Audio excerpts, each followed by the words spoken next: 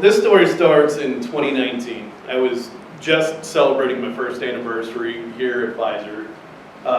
Right before my motorcycle accident, me and my family went to Houston. We ate lunch with an astronaut. Went and played in a hockey tournament down in Nashville with a bunch of my friends. Full disclosure, that picture's a little misleading. We came in dead last. we went 0-3, we played one close game. We stole the trophy from the winning team, took a bunch of pictures with them. Told everybody we did it. Yeah. It's a sunny day, it's a nice sunny August day, so I rode my motorcycle, like many bikers do. I was on my way home from work, and a minivan turned left through traffic without looking and hit me, T-boned me right on the side. I ended up somersaulting over my handlebars, and the crown of my helmet hit the apex of the curb. That has not a lot to do with this story, except for the fact that I would have died if I didn't hit my helmet on that day. I always try to include it as a message to motorcyclists out there. If you're going to ride, wear a helmet. If you're not, I don't know what to tell you. I'm alive today because I had my helmet on. After I somersaulted over my handlebars, I rolled into the grass. As a 12-year combat veteran from the Army, I knew immediately to go into self-triage. So I started asking myself, what day of the week is it? Where am I coming from? Where am I going to? I kind of knew everything, so I knew if I had a head injury, it was going to be a minor one. I moved on, checked my neck, checked my back.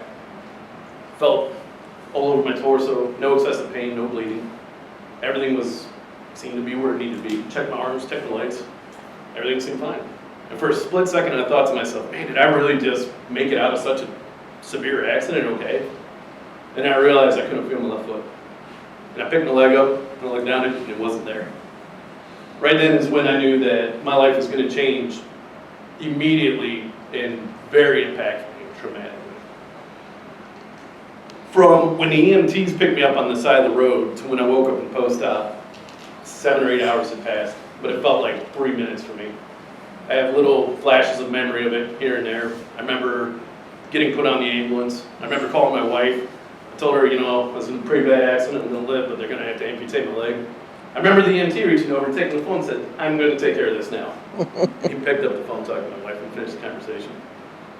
I don't remember getting off the ambulance. I don't remember going to the emergency room. I do remember going into the triage room, and I remember how chaotic it was. There was 20 people in there, everybody was doing something different. It was 1,000 miles an hour. I remember how everything kind of stopped and became calm, and the doctor looked over and said, I'm sorry, we're not going to be able to save your leg. I remember looking back at him and said, Doc, I've been to war 5 times, I know what an amputation looks like. He goes, oh, well, this makes this a lot easier then. He handed me a form, I signed it, giving him permission to do the surgery, to finish removing my leg and cleaning it all up. I remember going into the MRI machine, I don't remember coming out of it. I remember going into the operating room, and I remember seeing a lot of striker equipment, and I looked at the nurse and I said, good for you guys for supporting the local company. She looks at me and goes, really? I don't know, that's what caught my attention. My next memory is waking up in post-op. And I woke up in post-op, and my wife was right there. And she was calm, and she was collected. And she was just there for me, she was just talking to me. I had no idea what my future was going to be. I had no idea what was going to happen to me after that, and what the rest of my life looked like. I didn't know I was going to be in a wheelchair the rest of my life. I didn't know what to expect. I've never been an amputee before. But I knew that I was going to be okay, because I had the right person there with me. And I knew I was going to go through this with exactly who I needed to go through it with. That night I moved up to the trauma center in Bronson. I couldn't really sleep much, probably part of it the trauma, probably being in a strange bed with machines and IVs and everything else hooked up to me. I had a great nurse that night, and really every night. She was a night shift nurse the entire 8 days I was there. And she stayed up with me all night and just talked to me. And just kept me company because she knew I couldn't sleep. She knew I was probably nervous about the future. She would do her rounds and she'd check on the other patients. They were all sleeping well, so she'd come back and she'd talk to me. And she just kept me up and kept me company all night long. The next day was a big chaotic. It was doctors in and out, nurses in and out, processes in and out. Everybody telling us what the next days, weeks, months, and even years were going to look like for this recovery, because it is a years-long recovery. Friends were coming in, friends were coming out. Tom Cornish, who's sitting right there, was my first-line supervisor at the time. He came in the very first day. He was there to see me. He brought a stack of papers to make sure I got put on short-term disability, and they'd asked me how I was doing and made sure I had everything I needed and I was taken care of. I got shown so much compassion, care, and kindness throughout this entire process, and it started immediately. Later on that night, as it kind of calmed down and wife went home to take care of the kids, Tom left to go take care of his family, doctors were going home, the day nurse came in, asked me, how am I doing? I said, man, I'm going crazy. He goes, well, I said, I gotta get out of this bed. I've been laying in this bed for 24 hours. I gotta get up. I gotta move. I gotta do something. And he asked me a question. He says, sure, you wanna go for a walk? I'm like, what the hell do you do? Walk? He says, yeah, let's go for a walk. I said, all right, I was curious. Let's go for a walk. And he comes in with a walker. He gets my tower of monitors and IV bags, gets it around my bed, I get on the walker, and I put it in front of me in a hot. I made it to the end of the hall. It was probably less distance than going from here to the foyer over here. I was exhausted. It was the hardest thing I'd ever done. My face was beat red. I was huffing and puffing and breathing as hard as I could. Sweat was pouring down my face. And I collapsed into a chair and I sat there, and he was about to get me a wheelchair. And I said, you know what, I want to make it back. Let's just give me a couple minutes. And he did. And I got up and I walked back to my room. It was the shortest walk I'd ever done in my life, and I was absolutely clobbered. Two things happened after that. First off is I slept fine that night.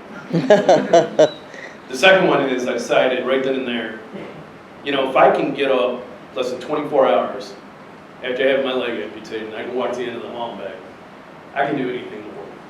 I'm going to get everything back into my life that I want to get back into my life, and I'm going to do everything I want to do. Throughout the entire process, they asked, what are your top 3 goals? I decided right then and there I was going to play ice hockey. My 2 favorite things in the world to do were playing ice hockey and riding my motorcycle. I knew my family was never going to let me ride a motorcycle again, so I had to get ice hockey back. And I told them that's my number 1 goal. They said, don't you think you should walk first? So I said, all right, let's make walking number 1. Hockey can be number 2. For number 3, I listed that I want to be independent. I don't want to be a burden on my family. I don't want to be a burden on my wife or my kids. Yeah. And I really thought when I told them that everybody's going to tell me I'm crazy, why I can't play hockey again, why you can't do that on a prosthetic. But instead, every single person said, that's awesome, let's make it happen. Let's get that done. And we started working right then and there towards that. The rest of the 8 days I was in the trauma center up at Bronson, I had 2 more surgeries, so I had 3 total before I left. I met with prosthetists, more nurses, therapists. I met with physical therapists, and we just started working. We started working to get me recovery. I went on more walks. By the end of it, I could walk around the entire trauma center and not even be tired. And I just kept going, I kept going. Towards the end of it, we started doing PT sessions. And that PT session was the most painful thing I'd ever done. Every bone in my leg that I retained was shattered. That physical therapist, I hated her at the time. She did not care. She didn't care even a little bit. I was a 39-year-old man who'd been to war 5 times. I was a paratrooper and jump master when I was in the Army. Tears were pouring down my face. It hurt so bad. And she did not care. And at the moment, I couldn't stand her. But looking back on it, I needed it. I needed that. I needed to be pushed. I needed to be challenged. They told me along the way, the people who do the PT, the people who put the work in, they're the ones who get on a prosthetic and take off and get going quicker. And they're the ones who recover faster, and they're the ones who get back to their life faster. So I decided, well, this sucks, it hurts, but I'm going to do it. They sent me home with a PT form. Finally got out of the hospital. At the end of it, they asked if I wanted to go up to Mary Free Bed, which is an amazing hospital, to go do inpatient recovery, where they teach you to get around, get yourself in and out of the bathroom, get yourself some food out of the out of the refrigerator, how to manage it on a walker, how to manage yourself on a wheelchair. But since I was already walking around the entire trauma center, they said, you know what, it's up to you. You can go home if you want to. I said, let's go home. So I went home, and I took my piece of paper. And I started doing PT. And I started doing PT all the time. I had nothing else to do. I was sitting in that chair. I was sitting in that chair in my wheelchair. I was in the house all the time. So I just did PT, and I did it, and I did it, and I did it. I kept remembering what he said. Do the PT. So I just kept doing PT. 5-6 times a day I was doing it. I kept meeting with the nurse. The nurse would come and do home visits with me. My processes came by a few more times to check on me. I got my case manager. more friends, more family came over. The friends and the family part was overwhelming. I mean, it was the amount of love and outpouring that was shown to me was incredible. One of the nurses even made a comment before I left the hospital. I said, "You must be the most loved person in the world. It's like a party in here every day." His coworkers, his friends, his teammates, it was amazing. And that didn't stop when I got home either. People kept coming. People kept coming to my house. And I just kept working, and I kept pushing. And I kept that goal in my mind, that I'm going to play hockey. I'm going to get back on that ice. I wasn't even thinking about walking. I knew that was a given. Soon, after, I shouldn't say soon, about 2 months later, my leg finally started healing up enough. We started doing physical therapy at Mary Free Bed, and I started working with a physical therapist up there named Mark. Mark was incredible. I went up there, I took the form in, we did the workout, they sent me home with, and he said, "No way, man, this is way too easy for you." And he gave me this packet, whole packet. It took me an hour to do that. And we worked through it there, and I went home, and I just kept doing physical therapy, and I just kept waiting on that day. I kept waiting on that day to come, and they told me, "Yes, you're good. Go get fitted for your prosthetic." And I waited, and I waited. And we finally thought the day had come. An appointment with my surgeon, and I thought it was the day, my wife thought it was the day, my processors thought it was the day, the physical therapist, the home nurse, everybody thought, yes, this is going to be the day he tells you to go get your prosthetic and start getting your life back. Just get out of this chair and go start working. 10 minutes before he was supposed to go out the door, one of the scars from the incision on my leg broke open and blood poured out of it. Just poured out. My wife was really quick to react. She was amazing. She got it all bandaged back up. We called the doctor. We went to the doctor's office. We told him, "Hey, this just happened. Should we just go straight to ER?" And they said, "No, come in. We'll have a room waiting on you. We'll have the surgeon. We'll let the surgeon know what happened. We'll have him ready for you when you get here." And so we went straight there. He showed us a different way to bandage it. He said, "This is normal. This happens." And he told me what I already knew. Come back in 3 weeks and see how it's going then. 3 weeks doesn't sound like a lot, but when you've been sitting in your house, stuck in your house for 2 months at that point, 3 weeks is the end of the world. It broke me. That was the hardest day of this entire recovery process. That was the worst moment I had. I went home and I cried, and I didn't do PT, and I felt sorry, and I let myself have a bad day. Because I earned it about that. I had been working every single day to that point for months, and I let myself just hurt for a day. I called my therapist. I did a session with my therapist over the phone. I think a couple friends came by that day, but it was a bad day. The next day I got up and I did PT. Because what else am I going to do? So I just kept working, and I kept working, and I kept working, and I kept pushing. And 3 weeks later, I went in for that follow-up appointment, and I finally got it to work. "Yes, you're good. Your leg is healed enough. Go get your prosthetic." So I went, and I got my first prosthetic. The process takes a little while. The picture up there you see is me standing on my test socket. The test socket is a clear socket that you can't really do a lot in, but it's really just to make sure it fits right and I got the mold right. And that was the first time in 3 months that I stood up on my own 2 feet, and that with the aid of any device. If the day before, or not the day before, but 3 weeks before, when my incision broke open, if that was the worst day of the process, that day right there was the best. I was on cloud 9.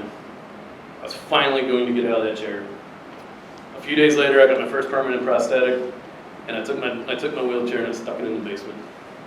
And I haven't touched it since. Well, I touched it to move it out of the way when I'm looking for Christmas ornaments, but I've never used it since. And there it's sat ever since then. I went back to PT, and we just started working hard there. Everything from that point became about walking without an aid device and getting back onto a pair of skates. My processors told me, don't even bring it up, don't even ask about ice skating until I'm not using any device to help me, any canes or walkers or anything to help me walk. He says, don't even bring it up to them. I said, okay, I took that to heart. The normal process to go from using a walker to using nothing takes 2 to 4 months. And you go from a walker to 2 forearm crutches to 1 forearm crutch to a cane. I went into PT I got my first prosthetic on a Friday. The following Tuesday I went into PT, and I was using my walker, as I was told to. And my physical therapist looks at me and goes, come on man, let's go get you some crutches. You're carrying that damn thing. So I went upstairs and got my set of forearm crutches. On Thursday, I went in twice a week. On Thursday, I went back in. He says, all right, you're down to 1 crutch. This is ridiculous. The following Tuesday, we graduated into a cane. That Thursday, he didn't tell me I didn't have to use a cane anymore, but we did start working without it. We did start practicing using nothing. Same thing the following Tuesday, the Tuesday of my third week. That Wednesday, I had an appointment with my prosthetist, and I got my cane and I went out to my truck, got myself in my truck, and I drove to my prosthetist, and I left the cane in the truck and I walked right in the door. He looks at me and says, "When do you want to go skate?" I said, "Friday." He goes, "I can do Friday." I said, "All right, let's do it."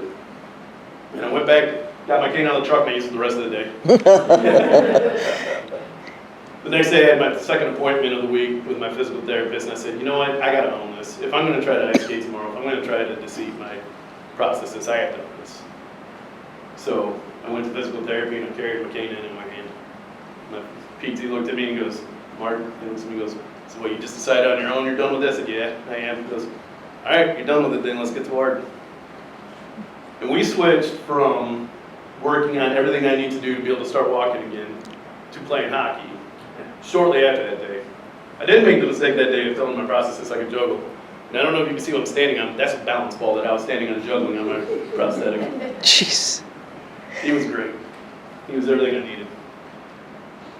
And the PT sessions turned pretty quickly into hockey training sessions. He actually started looking up workouts for hockey.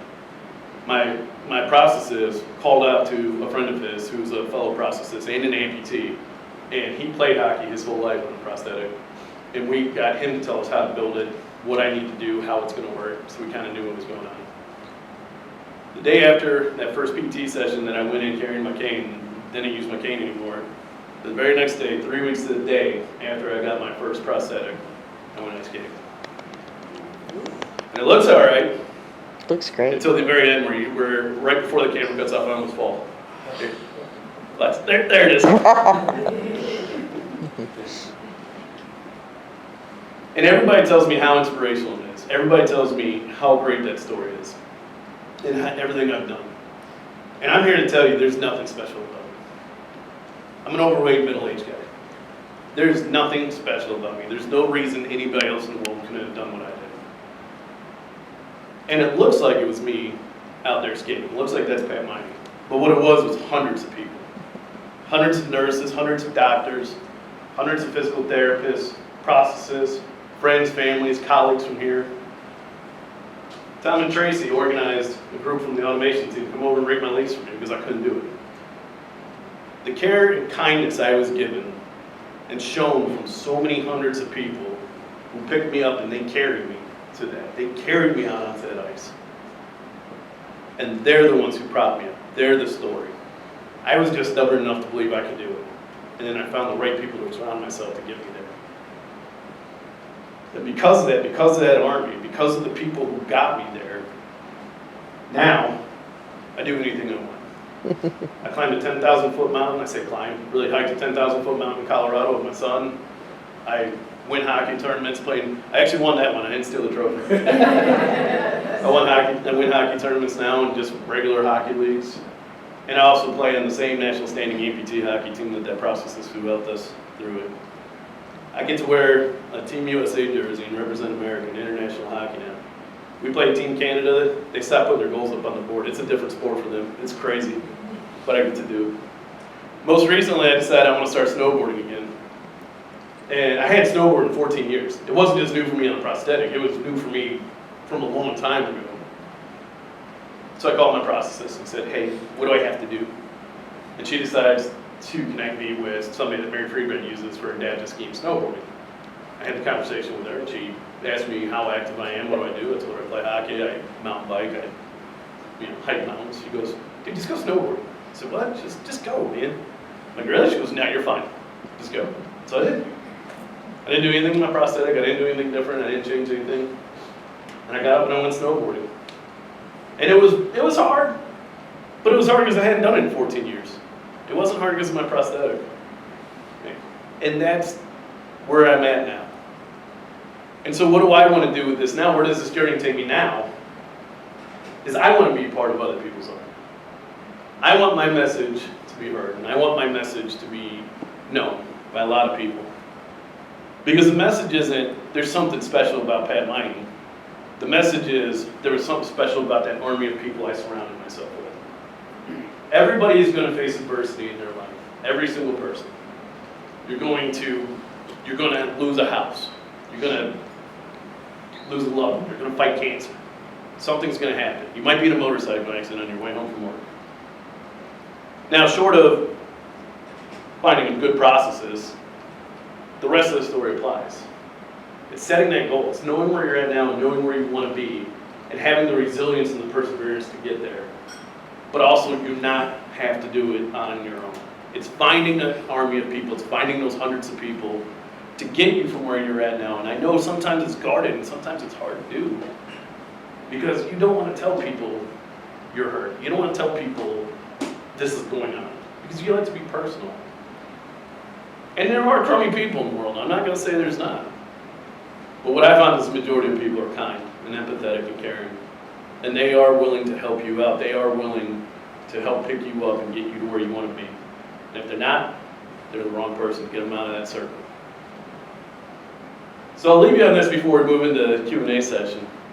One of the last things I did, one of my last biggest accomplishments, is I took my family down to Disney and Universal, and we spent 6 days walking around those 2 damn parks. And I did 120,000 steps in those 2 days, and that was harder than climbing that mountain or playing hockey or snowboarding or any of that. I think it would have been hard on 2 good legs. But I did it. I made it through. And I think anybody can do this. There is nothing unique about me. Just decide that you can do it and find the right people to help. Thank you guys so much for listening to my story. I really appreciate it.